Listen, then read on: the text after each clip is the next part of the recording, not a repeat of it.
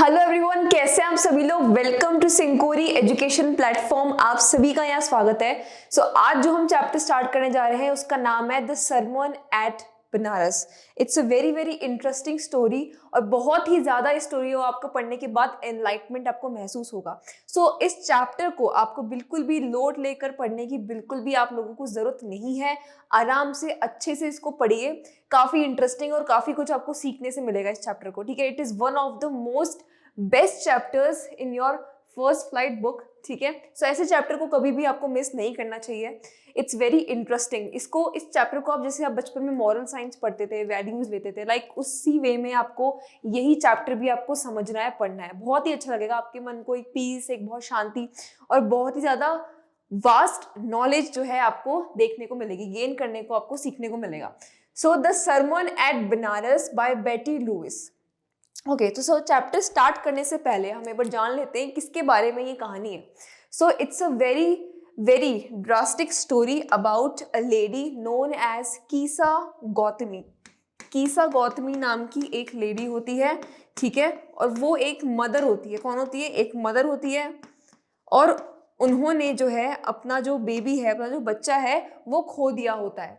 इनके बेटे की डेथ हो जाती है। ठीक है, she was very anxious and और वो बहुत ज़्यादा डिप्रेशन में चली जाती है। वो ये मानने को ही तैयार नहीं होती है कि उसके जो बेटे की डेथ हो चुकी है, ही हैज डाइड। ठीक है, रोते रोते वो हर जगह जाती है, हर केमिस्ट के पास जाती है, हर मेडिकल की शॉप पे जाती है, डॉक्टर के पास जाती है, हॉस्पिटल जाती है। वहाँ पे सब उसको मना कर देते हैं और बोलते हैं कि ये लेडी तो पागल हो चुकी है, पागल हो चुकी है, इसका बेटा मर चुका है, इसको पता ही नहीं चल रहा है बिल्कुल भी। ठीक है, वो इस फैक्ट को मानने के लिए तैयार नहीं होती कि हिज सन हैज डाइड। ठीक है, तो उसको एक केमिस्ट वाला जो होता है, उसको वो एक और केमिस्ट शॉप पे जाती है। उसको वो केमिस्ट शॉप बोलता है कि भैया आप अपना गौतम बुद्ध के पास जाओ, उनके पास जो है आपके मरे हुए बेटे की बीमारी का इलाज है, दवाई है, वो आपको दे देंगे। तो ये सुनकर वो बहुत ज़्यादा ओवरवेल्म हो जाती है और फटाफट से गौतम बुद्ध के पास जाती है। तो जैसे ही वो गौतम बुद्ध के पास जाती है, अपनी प्रॉब्लम बताती है, वो बोलती है कि दवाई दे दीजिए इसके लिए, ताकि मेरा जो बच्चा है वो वापस जिंदा हो जाए, ठीक हो जाए, इसे कुछ हुआ ही नहीं है। गौतम बुद्ध वहीं उस बात को समझ जाते हैं, ठीक है, कि क्या प्रॉब्लम है। वो उस लेडी को ये बात बोलते हैं कि मैं आपकी जो बीमारी है, आपके बच्चे को जो भी बीमारी है, उसकी दवाई मैं दे दूंगा, लेकिन उससे पहले आपको मेरा एक काम करना पड़ेगा। वो बोलती है भाई क्या काम करना है मुझे? वो बोलते हैं कि भैया आपको हर एक घर में जाके मेरे को हैंडफुल ऑफ मस्टर्ड सीड्स ला के देने हैं। क्या ला के देने हैं? Handful of mustard seeds. Gautam Buddha उससे कहते हैं कि हैंडफुल ऑफ, ऐसे मुट्ठी भर में, हैंडफुल ऑफ मस्टर्ड सीड्स मतलब मुट्ठी भर में आपको मुझे जो है मस्टर्ड सीड्स लाके देना है, और वो भी ऐसे घर में से लाके देने हैं जहां पर किसी की भी डेथ ना हुई हो।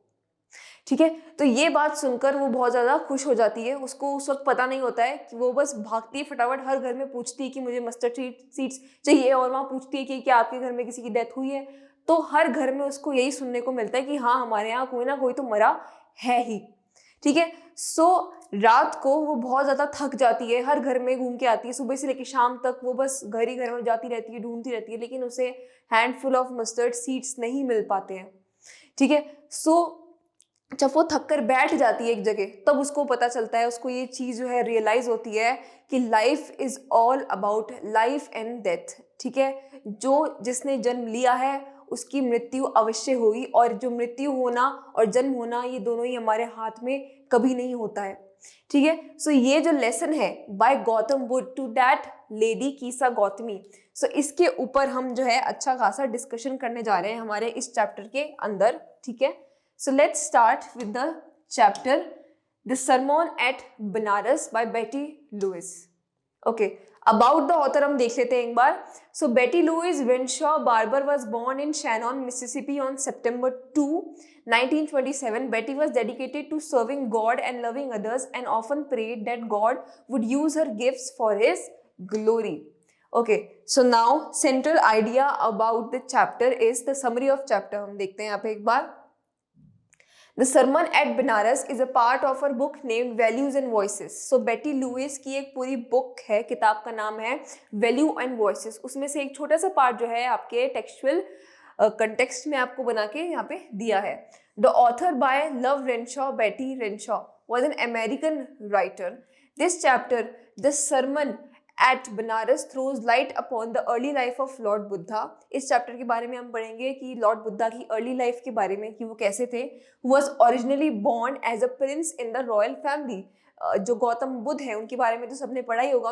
उनका नाम असली में जो उनका नाम था वो था Prince Siddharth, and he was born in a royal family. और वो सब वो जो है सब इस चीज को छोड़ छाड़ कर जो है एक मार्ग पे उन्होंने एक मार्ग चूज किया कि मुझे एनलाइटमेंट चाहिए, मुझे ट्रू नॉलेज चाहिए। उन्होंने सब कुछ त्याग दिया, सब छोड़ दिया और इस पथ पे चलने लगे। एंड फाइनली उनको एक पीपल ट्री के नीचे आकर, यानी कि बोध गया नाम से एक जगह है, वहां पर उन्हें ट्रू नॉलेज यानी कि ट्रू एनलाइटमेंट उनको ये चीज मिली after a lots of years of meditation. ठीक है, तो ये था हमारे लॉर्ड बुद्धा के बारे में। On being expose to the sufferings of the world which he was earlier shielded from, he left his प्रिंसहुड।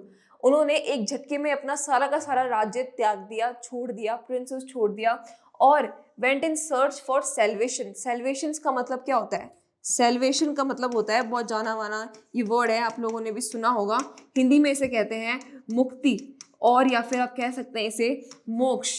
उन्हें चाहिए था मोक्ष। उन्हें जो है बर्थ और रीबर्थ की साइकिल से उनको फ्री होना था। ठीक है, बार बार जन्म लेना मरना, उन्हें जो है मोक्ष चाहिए था।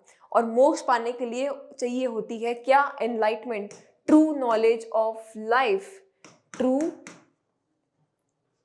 Knowledge of life.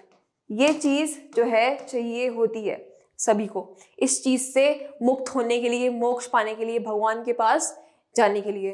तो उन्होंने भी यही पथ चुना। ठीक है, किसका?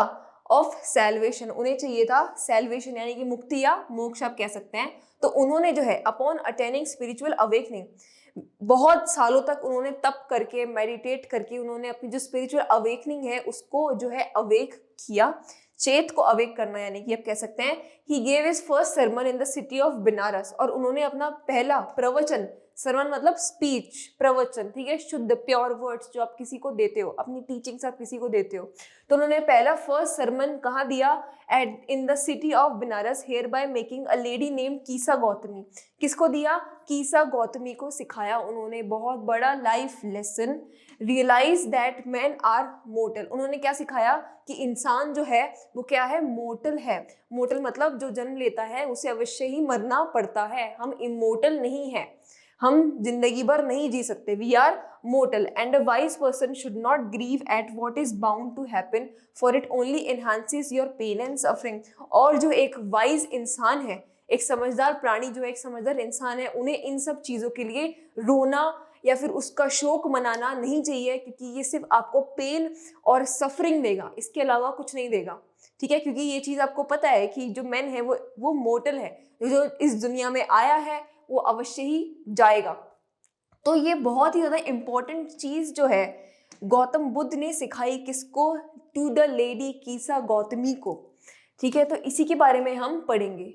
Okay, now enlightenment. What do you mean by enlightenment? Is किसी भी चीज का हमें ज्ञान होना, ट्रू नॉलेज मिलना किसी भी चीज का, is known as enlightenment. So Gautam Buddha was born in 563 BC. Very important. Gautam Buddha was born in 563 BC. He was born in a royal family. His name was Siddhartha Gautama. उनका नाम क्या था? Siddharth Gautama. At the age of 12 साल की उम्र में he sent away for schooling. उनको पढ़ने के लिए स्कूल भेज दिया गया। At 12 years of age, he studied all the sacred Hindu scriptures. उन्होंने सब कुछ हिंदू के जो sacred scriptures हैं, वेदास हैं, उपनिषद हैं, सब कुछ उन्होंने पढ़ा। ही रिटर्न आफ्टर 4 years, और 4 साल बाद वो वापस सारी शिक्षा नॉलेज लेकर आए। और 16 साल की उम्र में ही मैरिड अ प्रिंसेस, उनकी शादी कर दी गई एक प्रिंसेस से। दे हैड अ सन, उनका एक बेटा भी है। For 10 years the couple led a happy life, यानी कि 10 साल तक जो है दोनों कपल्स ने एक हैप्पी लाइफ जी। Until now Siddhartha had been shielded from the sufferings of the world, और अब तक जो है किंग सिद्धार्थ, प्रिंस सिद्धार्थ जो है वो दुनिया की सफरिंग से वो अभी तक बचे हुए थे।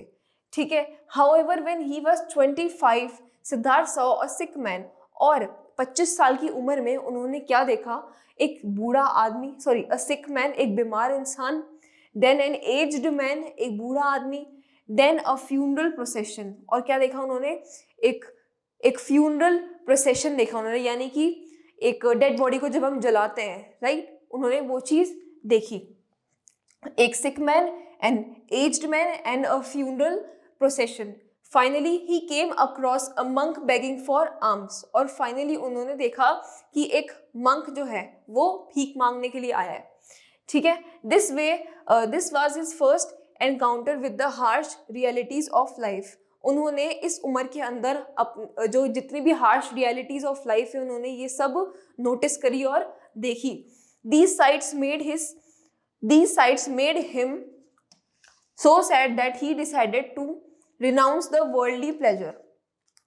और ये सारा सीन देखकर उन्हें इतना दुख हुआ कि उन्होंने ये तय किया, उन्होंने ये डिसीजन बनाया कि मैं सारे जितने भी वर्ल्डली प्लेजर्स हैं मैं उनका त्याग कर दूंगा।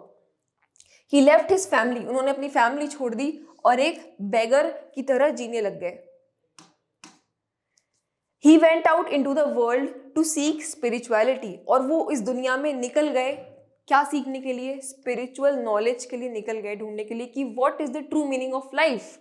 इसका मतलब क्या है कि आप इस लाइफ के अंदर आए हो, सो इस चीज का क्या इंपॉर्टेंस है, आपको कोई ना कोई कर्तव्य निभाना है, आपका कोई ना कोई ऐसा कार्य है, क्यों आपको भगवान ने इस लाइफ के अंदर भेजा है, what is the true meaning of life, क्या होती है लाइफ, क्यों हमें पैदा किया जाता है, क्यों हम मरते हैं। सो ये सब चीजें ढूंढने के लिए वो निकल गए। Siddharth Gautam wondered for 7 years, और 7 साल तक वो इधर उधर घूमते रहे, बड़े बड़े जो प्रीस्ट हैं, मंक्स हैं, उनके सामने बैठे, उनसे ज्ञान लिया, नॉलेज ली, ठीक है, in search of wisdom and truth. Finally he set down under a people tree, और फाइनली वो जो है एक पीपल ट्री के नीचे बैठे टू मेडिटेशन करने के लिए। He vowed to stay there until he got enlightenment, और वो तब तक वहां बैठे रहे, उन्होंने ठान ली अब मैं इस पीपल ट्री के नीचे से तब तक नहीं उठूंगा तब तक मुझे ट्रू एनलाइटमेंट, ट्रू नॉलेज नहीं मिल जाती, ठीक है। आफ्टर 7 days, 7 दिन बाद Gautama got enlightenment. He name the tree as the Bodhi tree, उन्होंने उस ट्री को नाम दिया, क्या नाम दिया, the Bodhi tree. Very very important, that is the tree of wisdom. He became known as the Buddha, और उन्हें क्या बोल दिया गया, बुद्धा। बुद्ध का मतलब क्या होता है, द वाइज मैन। बाकी बच्चों को पता नहीं होगा, लेकिन द बुद्धा का मतलब होता है, क्यों बोलते हैं उन्हें Buddha, lord Buddha, because the Buddha means the wise man, उसे कहते हैं the wise man, which means enlightened, जिसे ट्रू नॉलेज प्राप्त हो गई हो, और the awakened. He began to teach and spread his message of wisdom and truth, और वो जो है, जो उनकी नॉलेज उन्होंने गेन करी, वो इस चीज को जो है अब सबको सिखाना चाहते थे, टीच करना चाहते थे, अपना जो मैसेज है दुनिया को देना चाहते थे। Buddha gave his first sermon at Benares, उन्होंने अपना पहला जो स्पीच है, प्रवचन है, अपनी फर्स्ट टीचिंग उन्होंने कहाँ दी, बनारस में दी। It is one of the holiest dipping places on the banks of the river Ganga. His first sermon reflects his wisdom about one's inscrutable kind of suffering, that is death, ठीक है। उन्होंने बहुत ही ज्यादा क्रूशियल और मोस्ट इंपॉर्टेंट पार्ट बताया, सिखाया उस lady को, किसको, कीसा गौतमी को, अबाउट डेथ के बारे में। Here the Buddha tells about the universality of death which is inevitable and can't be escaped। Buddha ने एक ऐसा सच बताया कि जो डेथ है वो सभी को आनी है और इट इज इनएविटेबल, ठीक है, वो कभी भी बताकर नहीं आएगी, लेकिन आनी सभी को है और इससे कोई भी नहीं बच सकता है, एंड कांट बी एस्केप्ड। ये चीज उन्होंने इसके अंदर समझाई। अ हैंडफुल ऑफ सीड्स। तो अब बात करते हैं हम कीसा गौतमी की कि कैसे वो उससे मिले। So a lady named Kisa Gautami had only one son, ठीक है, कैसे उन्होंने अपना फर्स्ट स्पीच दिया इस लेडी गौतम को। So a lady named Kisa Gautami had only one son, उनका एक ही बेटा था। One day her son died, और एक दिन उनका जो बेटा है किसी ना कारणवश उसकी डेथ हो गई। She wanted that her child should become alive again, वो चाहती थी कि उसका जो बेटा है वो वापस जिंदा हो जाए। देखो, एक माँ और उसके बच्चे का जो प्यार होता है, जो मदरली लव होता है ना, वो कोई भी इस चीज को नहीं समझ सकता, बजाय खुद माँ के और बच्चे के, उससे बिछड़ने का दुख। So you guys can relate, ठीक है। Okay, so she needed some medicine to bring her son. So वो जो है वो चाह रही थी कि मैं एक ऐसी मेडिसिन लाऊं जिससे मेरा जो बच्चा है वो वापस ठीक हो जाए, back to life. People called her mad. लोगों ने उसको क्या बोला कि भाई ये तो पागल हो चुकी है। At last she came across a man, और एट लास्ट जो है उसको एक केमिस्ट वाला मिला। उसने बोला कि भाई तुम गौतम बुद्ध के पास जाओ, वो तुम्हारे जो इस प्रॉब्लम का है जो निवारण कर सकते हैं, सोल्यूशन निकाल सकते हैं। So he advised her to meet the Buddha. She approached Buddha with a request to give her a medicine so that her only son could live again. जैसे कि मैंने आपको स्टार्टिंग में बताया कि वो लॉर्ड बुद्धा के पास गई और उनसे मांग की किसकी, एक ऐसी मेडिसिन की जिससे मेरा बेटा जो है वापस जिंदा हो जाए। बदले में after deep thought the Buddha asked her to bring a handful of mustard seeds. बहुत सोचने के बाद लॉर्ड बुद्धा ने उसको बोला कि एक हैंडफुल ऑफ मस्टर्ड सीड्स तुम लेके आओ ऐसे घर में से जहां कोई मरा ना हो। But there was a condition. Condition क्या थी कि उस घर में से जहां से तुम लेके आओगी मस्टर्ड सीड्स, वहां से कोई भी मरा हुआ नहीं होना चाहिए।